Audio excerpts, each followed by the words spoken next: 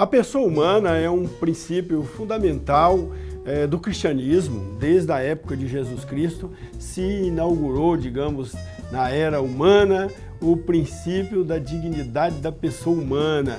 E esse princípio ganhou muita força durante a Idade Média, especialmente na Inglaterra.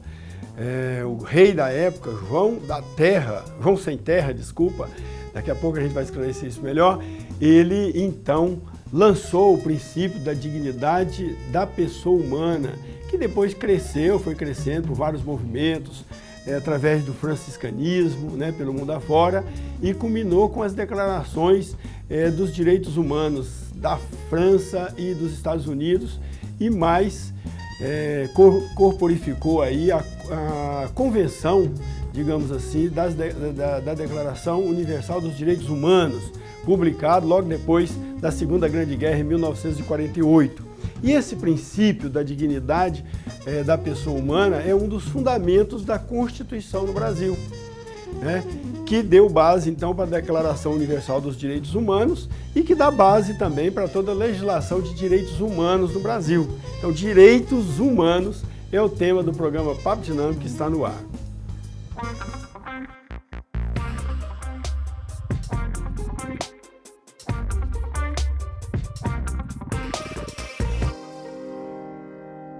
Olá, gente boa, muito boa noite. Estamos iniciando o Papo Dinâmico na PUC TV Goiás. Hoje nós vamos falar de direitos humanos com a presidente da Comissão de Direitos Humanos da OAB, a Ordem dos Advogados do Brasil, Seção de Goiás, professora doutora Larissa Junqueira Bariato. Obrigado pela presença, boa noite, seja bem-vinda. Eu que agradeço pelo convite, boa noite a todos que estão nos assistindo.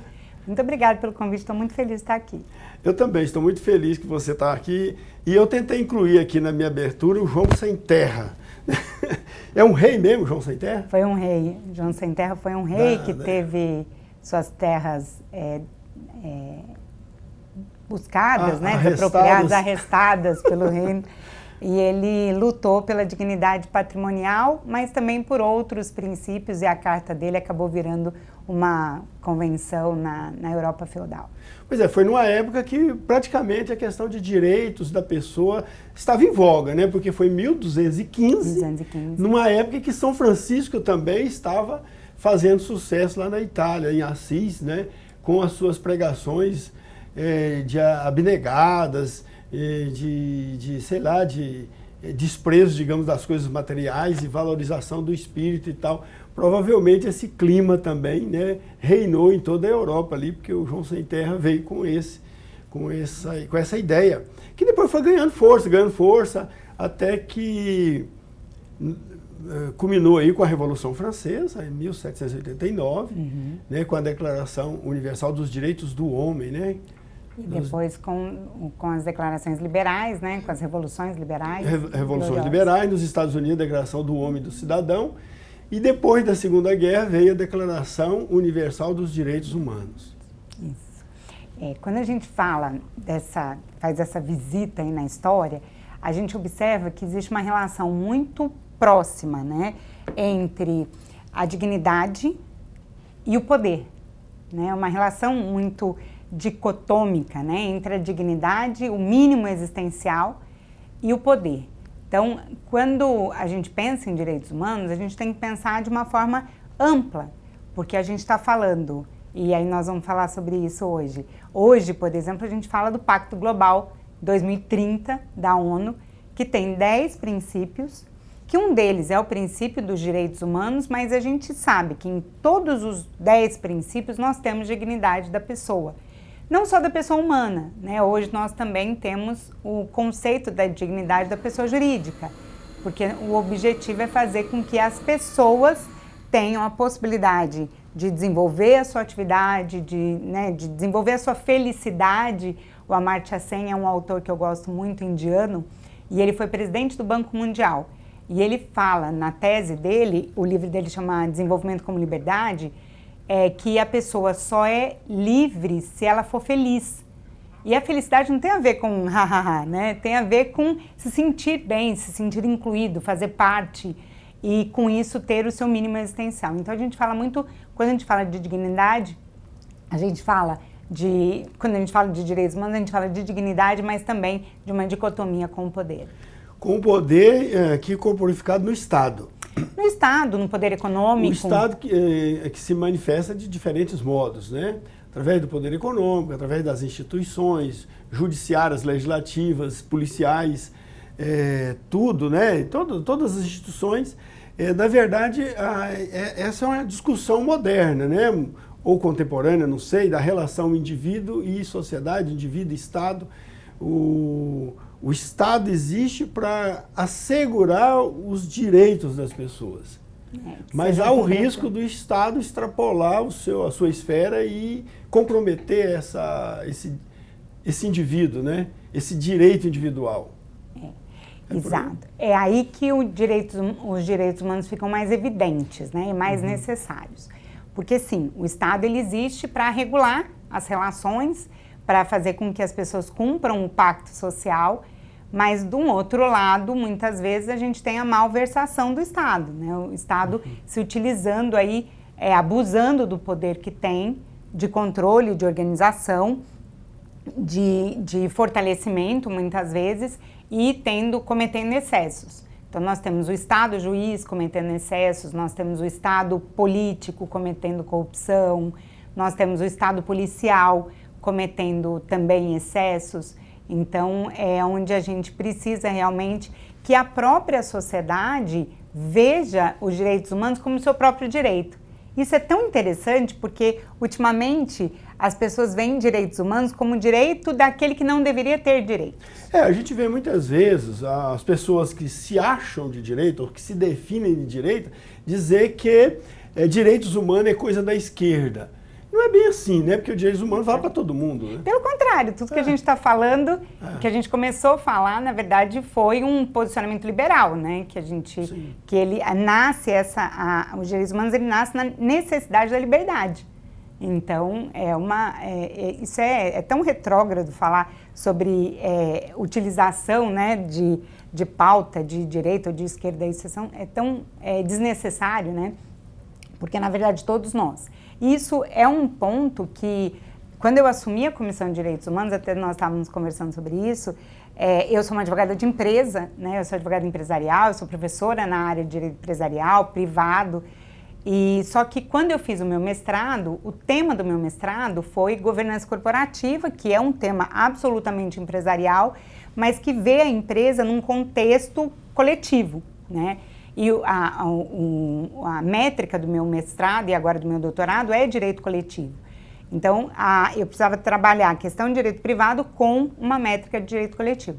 E quando eu pensei na governança, eu pensei exatamente nesse posicionamento que a empresa tem em relação aos seus stakeholders, né? Todas as pessoas que giram. Stakeholders são as pessoas que jogam, digamos, que estão no campo de atuação da empresa e todos são os atores, digamos assim, que concorrem com aquela atividade econômica. Exato. Desde os seus investidores até os seus colaboradores, seus consumidores e a própria sociedade, né? O meio ambiente. Então, eu dou muito esse exemplo quando eu falo de governança corporativa, que uma empresa que é poluidora, ela é necessária? Ela é necessária. Então, por exemplo, uma petrolífera, né? Ela é necessária? Mas ela vai ter que trazer um benefício para a coletividade além daquilo que ela faz. Então, ela precisa fazer composições ambientais, né? Precisa realizar termos de ajuste, recomposição ambiental, que na verdade, quando a gente fala de direitos humanos, a gente também está falando de direito ambiental, a gente também está falando de organização social, né? A gente está falando de acesso à educação, à saúde, enfim. Quais são as principais violações dos direitos humanos que você, na Comissão de Direitos Humanos da OAB, enfrenta? Então, ainda são relacionadas às pessoas em situação de cárcere, né? Exatamente esse estado. Os carcerados, ali há mais ocorrência de... Pelo menos é um número maior de denúncias. Porque exatamente, muita gente não vê a Comissão de Direitos Humanos como uma comissão que trabalha outros pontos, né? Historicamente, ela é uma comissão voltada para a proteção das pessoas em situação de cárcere, né? Sejam eles presos ou apreendidos, adultos ou crianças, adolescentes, enfim. Mas, além disso, hoje nós temos duas pautas que a comissão tem trabalhado muito, que é a questão da regularização fundiária, né? com o Tribunal de Justiça tem um comitê que trata de regularização fundiária, que é coordenado, inclusive, pelo desembargador Anderson Máximo, e a gente tem trabalhado, não diretamente no comitê, mas de diversas formas, auxiliando sempre que necessário, por exemplo, com o cumprimento da lei e até com o cumprimento da ordem judicial no momento de uma reintegração de posse. Então, a comissão ela acompanha para verificar se estão sendo cumpridas as legalidades daquele momento, mas também o diálogo com o Estado, com o município, sobre áreas possíveis de serem utilizadas para a regularização, população em situação de rua, né? A Comissão de Direitos Humanos, a OAB, através da Comissão de Direitos Humanos, ela tem feito um trabalho voluntário muito constante, né? Com a necessidade de se observar principalmente os instrumentos da sociedade, da prefeitura, para atender as pessoas em situação de rua, até para que exista acolhimento ou que essas pessoas que tenham interesse em voltar para suas casas, que consigam fazer, que tenham assistência jurídica mínima, né? Ou pelo menos o conhecimento, porque a Defensoria tem feito um trabalho muito importante com as pessoas em situação de rua. Mas o que a OAB faz nesse momento? Ela não vai cuidar do processo, a Defensoria vai. A OAB ela vai fazer uma triagem, né? Qual é o seu problema? Muitas vezes a pessoa vai procurar, ela fica com medo, porque ela pode ter um mandado de prisão, então ela quer saber o que está acontecendo com a vida dela, né? Então é onde a OAB tem atuado com maior consistência. Perfeito. Nós vamos fazer um pequeno intervalo e já voltamos aí, cultura de paz, como resolver os conflitos de uma forma civilizada. Daqui a pouquinho a gente volta.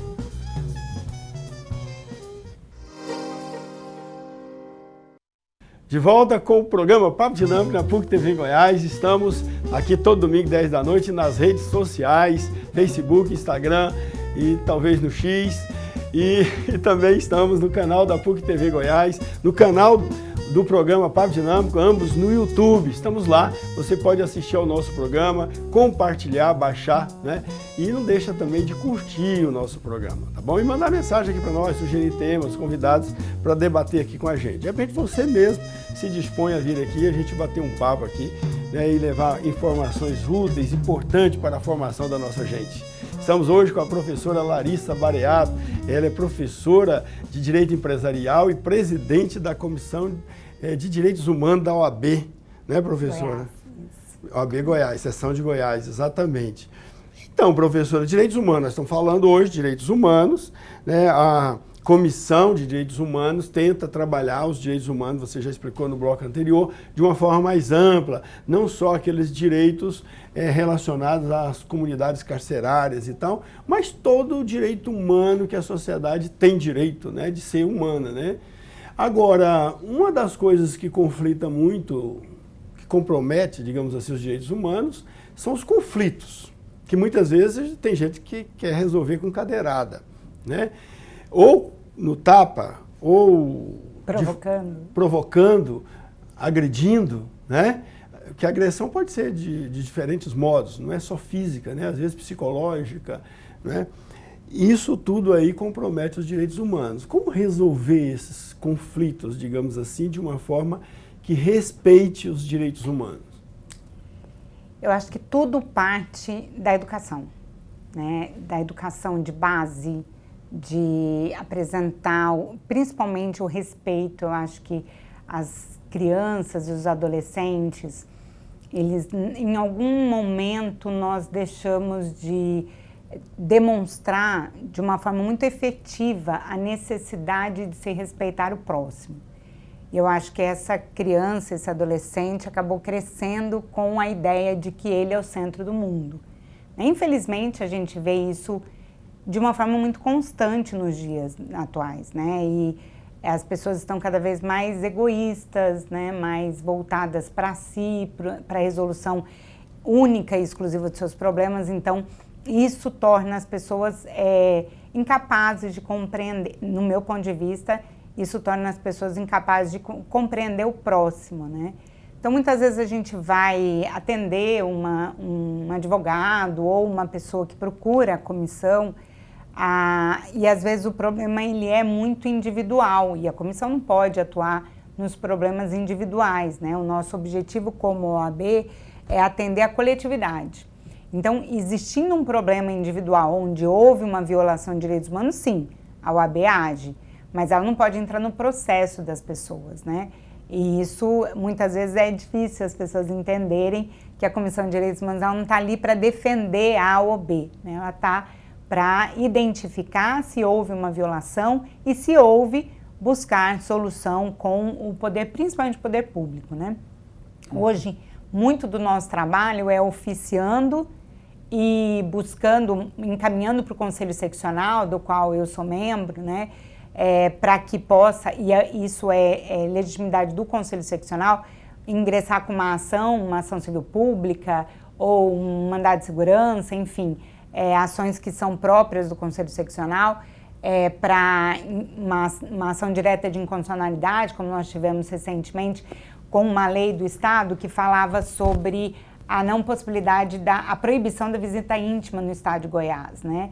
E isso é inconstitucional, porque o nosso texto legal, ele submete às regras de direito internacional e o pacto, né, que trata sobre esse assunto, nós somos signatários. Então, a OAB ingressou com uma ação direta de inconstitucionalidade e essa lei foi cassada, né, no Tribunal de Justiça. Então, isso por movimento das comissões, e aí as comissões elas servem exatamente para aconselhamento do Conselho Seccional. Então, uma das funções das comissões na OAB é o aconselhamento do Conselho Seccional, que é o órgão de decisão da OAB, né? A OAB ela tem um sistema praticamente parlamentarista, né? O conselho que delibera sobre esse tipo de procedimento. O presidente é sempre presidente do conselho, O né? presidente é o presidente do conselho, exatamente, né? O nosso presidente, ele é presidente do conselho e ele tem algumas deliberações que são exclusivas dele, né? E tem outras que são do conselho, porque nós somos um órgão colegiado, que representa a advocacia.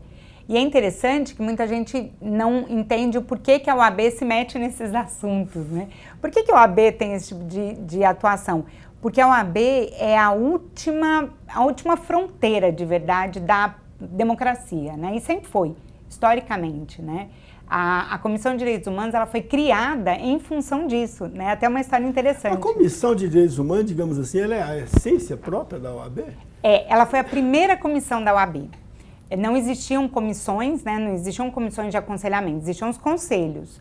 E o presidente da OAB recebeu uma caixa de presente e a secretária do presidente foi abrir a caixa e era uma bomba, explodiu, né? E a partir daí foi criada a Comissão de Direitos Humanos, que tinha como regra o presidente da OAB. Então, nos estados, o presidente da Comissão de Direitos Humanos era o presidente mesmo, acumulava essas funções, e a partir de, não vou saber precisar a data, mas a partir do movimento, do crescimento principalmente da advocacia, o presidente delegou isso a um membro do Conselho Seccional. E o Conselho Seccional hoje, ele é composto por 50% de homens e mulheres, né? Então, nós temos mulheres e homens, mas nós já tivemos muitas mulheres que foram presidentes da Comissão de Direitos Humanos também. Uma delas foi a doutora Laudelina Inácio, né, que a grande maioria da comunidade jurídica conhece. A doutora Mônica também foi presidente da Comissão de Direitos Humanos, mas na grande maioria delas, advogadas voltadas para o direito criminal, né? E esse olhar mais ampliado, ele veio com a ideia do Rafael Lara, que é doutor em Direitos Humanos, que é um advogado trabalhista, doutor em Direitos Humanos. E eu estava falando no bloco anterior, quando eu fiz o meu mestrado e fui falar de governança corporativa, eu vi a relação, foi até a avaliadora do meu mestrado ainda falou assim, mas eu demorei para entender no seu trabalho aonde estava relacionado governança com direitos humanos. E foi aí que ela entendeu da importância que a empresa tem como vetor econômico na proteção e no incentivo e no protagonismo da própria sociedade. É porque, na verdade, hoje até o próprio direito do trabalho cobra muito das empresas uma qualidade de vida no trabalho, né? Um bem-estar no trabalho. Na verdade, nós passamos muitas vezes a maior parte da nossa vida trabalhando, né? Então, e uma vida que não se repete aqui na Terra, pelo menos para quem acredita em Jesus Cristo. Depois que a gente sai daqui, a gente vai para outro mundo, né? Então, a gente teria que aproveitar bem esse período no trabalho. E o espaço de trabalho deveria ser um ambiente saudável, né?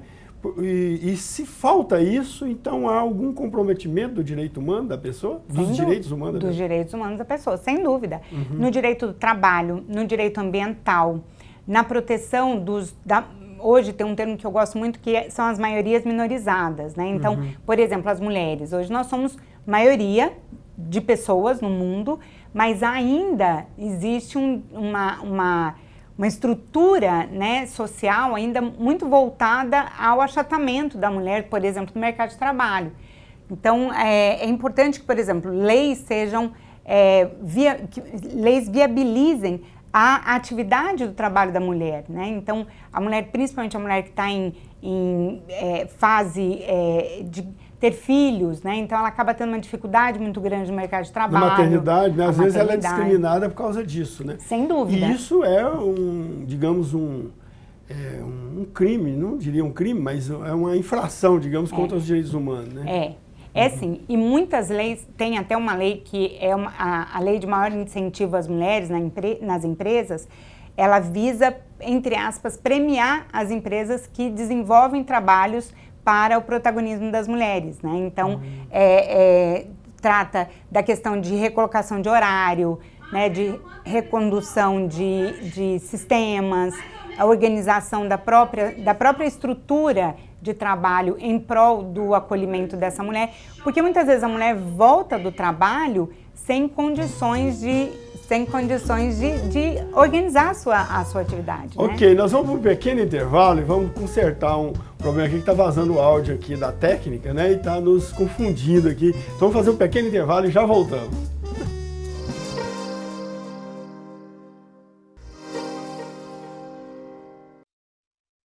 De volta com o Papo Dinâmico na PUC TV Goiás. Hoje nós estamos falando de direitos humanos com a presidente da Comissão de Direitos Humanos do AB, professora Larissa Junqueiro Bariato. Professora, então, a gente falava do direito empresarial e, na verdade, a sua tese de mestrado, em que você mostra ali que dentro de uma governança corporativa há implicações de direitos humanos, não é isso? Exato. Nós falávamos sobre a lei Amiga da Mulher, né? Empresa Amiga da Mulher. É uma lei que, por exemplo, busca incentivar empresas que incentivem a amamentação, a recondução de encargos que não ofereçam risco à mulher que está em condição ou de gravidez ou de pós-parto, que possibilite, né, o acesso da criança a essa mãe, ou horários mais flexíveis. Isso, ao contrário do que as pessoas imaginam, torna a mulher muito mais efetiva, né? Porque ela tem o interesse, muitas vezes até de ser exemplo para os filhos, né? Então, esses dias eu estava falando sobre isso, uma mulher que está feliz no seu trabalho é uma mãe que incentiva o filho a gostar do trabalho. Porque senão a criança acaba tendo raiva do trabalho porque tira a mãe de casa, né? Então, isso acaba tendo uma consequência até em pessoas mais felizes, né? Isso. Então, só está dizendo que há uma lei... Existe uma lei. Certo? Que incentiva as empresas a humanizar, digamos, suas relações de trabalho e, através disso, elas humanizam essas relações, o ambiente de trabalho para as mulheres, para as trabalhadoras. E, em compensação, elas têm algum ganho tributário, algum benefício. Uma compensação. Uma compensação, né? Exato. Tributária. Ok. E eu queria perguntar à senhora o seguinte... Vou até ler aqui que eu escrevi essa pergunta aqui. Como assegurar a igualdade jurídica? A nossa Constituição diz que todos somos iguais perante a lei. Mas como assegurar essa igualdade jurídica se socialmente e às vezes até naturalmente a gente é desigual? Nós somos a sociedade, as pessoas, os grupos são desiguais. Como assegurar essa igualdade jurídica? Nossa, que pergunta.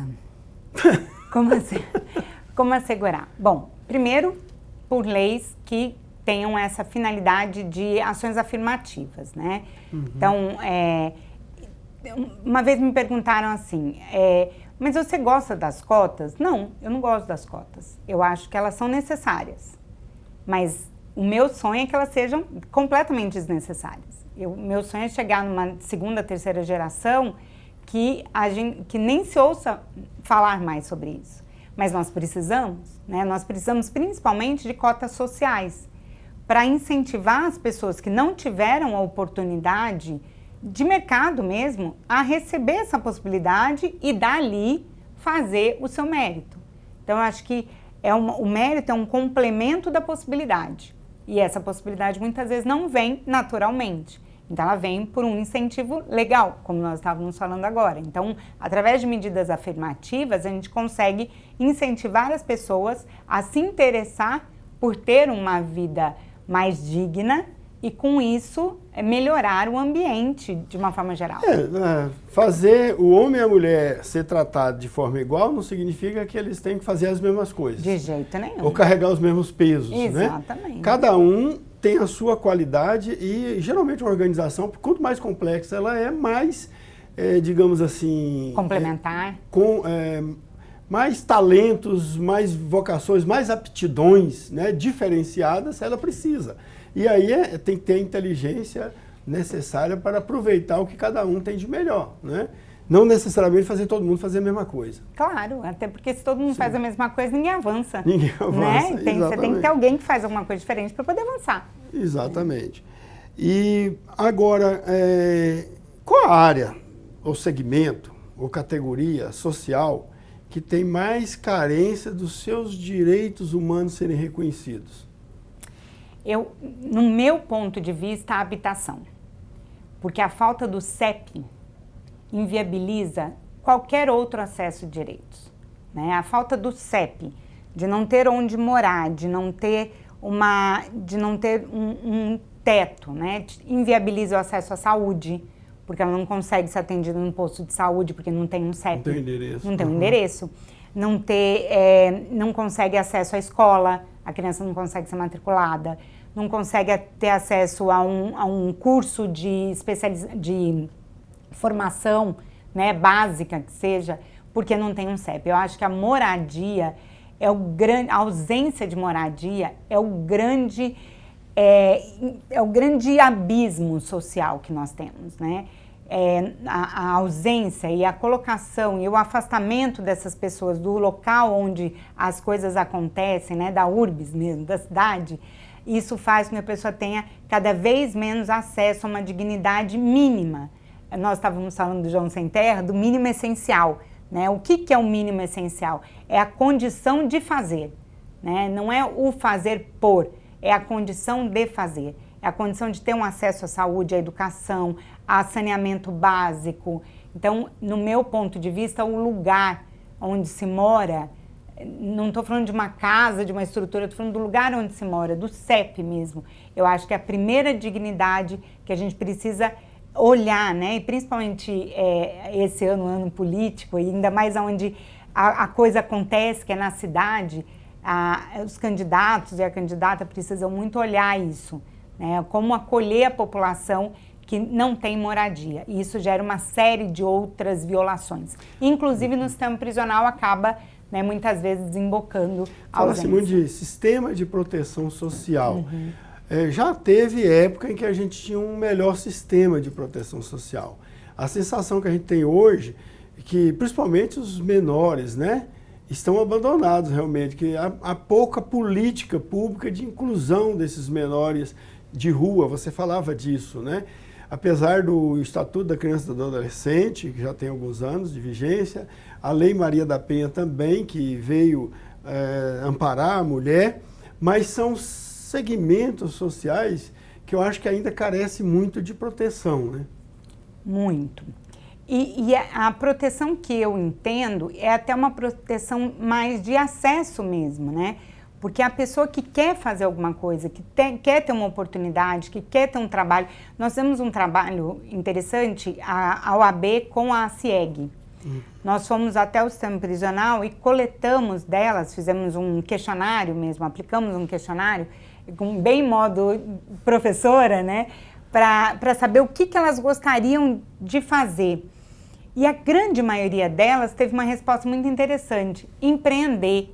Por que empreender? Por que não aprender um ofício, né? Não aprender a ser empregado? Não, elas querem empreender. Por quê? Porque com isso elas conseguem criar os seus filhos, ter os seus filhos próximos. Por que a mulher, se eu ter uma ideia, quando a gente levanta no Sebrae, a grande, disparada maioria dos microempreendedores são mulheres. Por que a mulher é microempreendedora? Primeiro porque ela precisa estar perto das crianças, né? E se ela sai para trabalhar num sistema, principalmente num sistema mais estruturado, longe, ela não consegue criar o próprio filho. Então, eu acho que empreender é uma forma, levar esse empreendimento para a microempreendedora, lá da base. O Yunis, né, que é um outro indiano que eu sou apaixonada, trabalhou muito essa questão do microcrédito, né? Então, a concessão de microcrédito, o incentivo ao empreendedorismo, o incentivo mesmo até da empregada, mas da possibilidade do conhecimento, desenvolvimento da atividade daquela mulher que é colaboradora de uma empresa. Então, criar meios, né, rede de proteção, mas não uma proteção de dar o resultado, mas uma proteção de incentivar que a pessoa queira se desenvolver, e elas querem, né? Muitas vezes falta essa oportunidade. Entendi. A questão dos direitos humanos, a gente viu aí da mulher e tal, mas a questão da violência, porque assim, a sociedade ainda é muito violenta, não é? Muito violenta, a gente vê, de um modo geral, a violência no trânsito, violência no campo, mas ainda há, principalmente nas relações domésticas, muita violência, né? Como é que as pessoas hoje, porque também o acesso à justiça é meio difícil também, porque como é que consegue direitos humanos sem ter acesso à justiça, ou o acesso à justiça é muito difícil, é muito complicado, ser caro às vezes, e muitas vezes quem precisa justamente garantir o seu direito ali não tem essa facilidade de ter acesso, seja porque falta recurso, ou seja porque também tem medo de perder o pouco que tem, a migalha que tem, né? A gente vê muito mulheres que estão em ciclo de violência, não se divorciarem, muita gente fala assim, ela gosta de apanhar. Não, na verdade, ela aceita aquela condição, porque se ela sair daquela condição, ela não sabe como que ela vai viver, ela não sabe como que ela vai criar aquele filho, né? Então, muitas vezes a mulher aceita aquela condição porque ela acredita que é a única forma que ela tem de manter a subsistência do filho. Isso é muito triste, né? O Conselho Estadual da Mulher, daqui de Goiás, ele tem um trabalho muito legal com isso, em relação a um sistema de rede, né, com outras instituições. É muito importante que essas redes aconteçam de proteção, de incentivo, mas falta muita coisa. Falta, por exemplo, delegacias da mulher em lugares periféricos, né? As delegacias elas estão centralizadas, principalmente no estado, a gente quase não tem delegacia da mulher no interior. Isso vem avançando, mas ainda é muito precário. Falta, em Goiânia mesmo, né? Nós temos o único lugar de atendimento da delegacia da mulher, e não tem plantão, final de semana, também é um outro problema, que o atendimento comum, da delegacia comum, não tem a estrutura humanizada para receber essa mulher, né? Então, são problemas sistêmicos e endêmicos, né? Agora, como resolver isso? A Defensoria Pública também tem um trabalho muito bom, mas ainda ela é pequena, né? Não atende o estado inteiro. A OAB, ela tem um trabalho importante no interior, que é o atendimento através de advogados dativos. Então, tem essa possibilidade, e aí não tem custo para o usuário, enfim. Tem uma série de possibilidades, mas ainda é pouco, né? Tá ok. Daqui a pouco a gente volta e vamos ver agora a atuação da professora Larissa Bariato, justamente como presidente da comissão da OAB, as ações, as atividades, os planos que ela tem nessa área. Daqui a pouquinho a gente volta.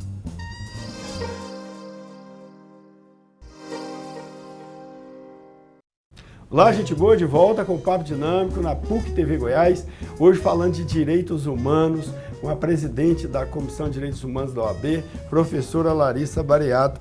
Professora, a gente falou durante o programa de nós falamos de direitos humanos, mas na verdade entramos em muitas áreas do direito, né? Falamos do direito de uma forma mais ampla, né? De certo modo, todo ordenamento jurídico é direito humano, né? Ou são direitos humanos. Mas existe a Comissão de Direitos Humanos, existe o Ministério de Direitos Humanos, Secretarias de Direitos Humanos, a Declaração Universal dos Direitos Humanos. Quer dizer, às vezes os direitos humanos são tratados como uma área específica. Como delimitar essa área no conjunto total do direito?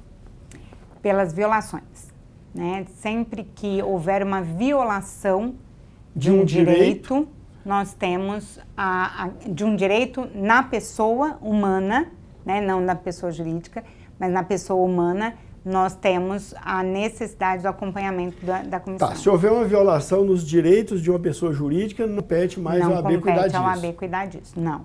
Agora, uma violação da pessoa humana no ambiente de trabalho, a violação da pessoa que tenha deficiência, né, da pessoa deficiente.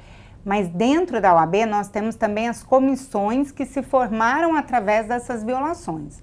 Então nós temos a comissão da pessoa idosa, nós temos a comissão dos direitos do deficiente, temos a comissão da igualdade racial, temos a comissão da mulher advogada, que são direitos que são provenientes dos direitos humanos e que na grande maioria das vezes nós trabalhamos em conjunto, né? Acompanhamento processual. Então, toda vez que há uma violação, próprio sistema prisional, nós temos a comissão de sistema prisional e temos a comissão de direito criminal.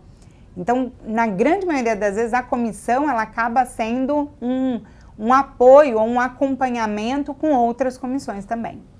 A comissão, então, funciona como uma espécie de um radar, um vetor, né? Um vetor que, digamos assim, observa a realidade, porque existe o direito é uma previsão legal, digamos assim. Aí a comissão observa, digamos, o cenário social e vê que determinados direitos não estão sendo vivenciados ou praticados pela sociedade, ou por segmentos da sociedade, ou pelo Estado, e aí a comissão age. Isso, exatamente. E também através de denúncias. Nós recebemos muitas denúncias diariamente, recebemos muitas denúncias que vêm através de advogados, né? Então, advogados que visualizam ou vivenciam a violação de direitos humanos entram em contato com a comissão, seja pelo e-mail, comissões ou sem o cedilha, comissões@oabgo.org.br, ou acabam muitas vezes, como os advogados, nós acabamos nos conhecendo muito, acaba chegando no meu WhatsApp mesmo. Mas diariamente a gente recebe, sim, denúncias das mais diversas formas de violações. Agora, a gente vê assim, vocês muito mais preocupados com o exercício da cidadania, né? Quando o direito ao exercício da cidadania está comprometido, que parece que vocês são mais acionados. Exatamente. Até nosso lema, né? É o fortalecimento da advocacia e a proteção da cidadania. E a proteção da cidadania, ela está exatamente nesse braço cidadão, esse braço social da OAB, que é a Comissão de Direitos Humanos. O cidadão, quando ele é condenado, a primeira coisa que faz com ele é tomar o título dele, cancelar o título, bloquear o título. Suspender o título. Suspender enquanto ele está cumprindo a pena, está suspenso. Aí como é que ele exercita a cidadania, um preso? Como é que ele tem direitos humanos? Existe uma normativa, né, internacional do direito ao voto mesmo na condição de encarcerado. Alguns estados têm essa possibilidade. Então isso vai até por uma dinâmica do próprio estado em possibilitar... Estado brasileiro? Estado brasileiro. Dos 26 estados brasileiros, tem algum que permite ao preso votar? Votar. E aí é todo um sistema para que ele possa exercer a sua cidadania. É uma sistemática complicada, né, que tem uma logística complicada, mas sim, é o atendimento do exercício básico do cidadão, que é o direito de votar. Ela é possibilitada pela LEP. A própria Lei de Execução Penal, ela tem essa possibilidade. Porque, na verdade, todo mundo tem direito. Mesmo o condenado, cumprindo a pena, ele também tem direitos de cumprir a sua pena. Exato. Né? E direito, inclusive, de se regenerar. E o sistema prisional tem que possibilitar isso a ele, né? A sua recuperação. Se isso não está acontecendo, ele está sendo, digamos, lesado o seu direito, né? É aí que está a violação de direitos humanos, no sistema prisional. Então, nós temos desde a violação física, né? Então, agressões físicas, verbais, morais, a condição de encarceramento, né? A superpopulação, a ausência do acesso ao banho de sol, a escuta, né, o que é muito, ele é proibido, a escuta entre o advogado e o seu cliente, ela é proibida pelo Estatuto da OAB. mas ela vem sendo relativizada por algumas normas do Estado, da União, principalmente em presídios de segurança máxima. Mas isso é tido, pelo menos aos olhos da OAB, isso é tido como uma violação de direitos humanos. Porque a lei, o estatuto da OAB, e muita gente faz confusão em relação a isso, não é um regimento interno, é uma lei federal. E todas as pessoas, advogadas ou não, devem cumprir o que diz o estatuto da OAB e da advocacia. Então ela traz normas para que nós, né, a gente possa agir dentro da lei, mas também traz regras para outras pessoas em relação ao advogado. E todo advogado que pratica também um ato que excede o seu poder de mandato ou que ele deixa de fazer alguma coisa que é sua obrigação, cabe ao Conselho Seccional, como nós estávamos falando, a suspensão, ao Tribunal de Ética e Disciplina, a suspensão, e ao Conselho Seccional, inclusive, a exclusão. E as pessoas não sabem, mas praticamente todos os meses tem advogado excluído.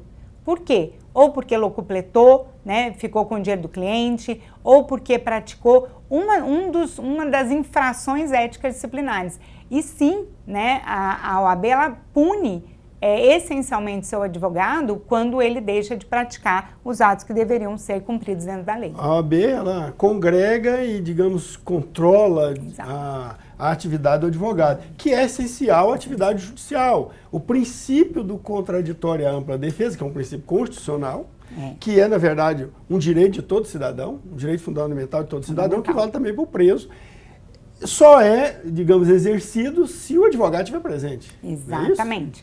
Tem algumas normas que relativizam isso e a OAB briga. Tem gente que tem raiva do advogado, o advogado tá... Gente boa, gente assim, amigo da gente, né? Critica assim, advogado defende bandido. Ué, mas alguém tem que exercer o contraditório à ampla defesa. Marcelo, meu marido, fala muito isso. O advogado não defende bandido. O advogado defende a lei. Sim. Né? Que a lei sendo cumprida, se ele tiver que pagar pela pena dele, ele vai pagar pela pena dele. Ele não pode pagar além da pena dele, né? Mas o mesmo advogado que defende a condição do cumprimento legal, né, da pena, é o mesmo advogado que impede que uma pessoa que injustamente processada seja presa, né? As pessoas, muitas vezes, assim, quando encontram um indivíduo cometendo alguma infração, algum crime, tem gente que já quer matar o cara. Por mais que o crime seja um crime leve, digamos assim, né? Já quer matar. Às vezes o linchamento é moral. Às vezes até uma agressão verbal já é motivo do cara sacar uma arma e atirar no outro e tal, né? E isso é extrapolar totalmente do nosso ordenamento jurídico. Nosso Estado brasileiro é fundado que é Estado Democrático de Direito. Se é democrático de direito, tudo tem que estar previsto em lei, né? E se não está previsto, não pode ser. Aí é violação dos direitos humanos. Exatamente. Nossa, eu aprendi. Que bom. Professora Larissa Junqueira Bariato, muito obrigado. Terminamos nosso programa, temos que encerrar. Mas agradeci, fiquei muito feliz em revê-la e tê-la aqui no nosso programa. Muito obrigado. Eu fico muito, muito feliz, estou sempre à disposição do programa, da PUC, e muito obrigada pelo convite. Muito obrigada a todos que estiveram conosco aqui. Então, professora Larissa Bariato, eu estou revendo, porque ela foi minha professora no semestre passado, dando aula. Olha, eu aqui fui aluno da professora Larissa Bariato. Hoje está difícil, tudo aquele trem aqui atrapalhando. Então, de prática para visitas, né, e audiências. Andamos aí por esses tribunais todos aí de Goiás, de Goiânia. Então, muito obrigado pela presença. E para você que nos acompanhou, um grande abraço e até a próxima.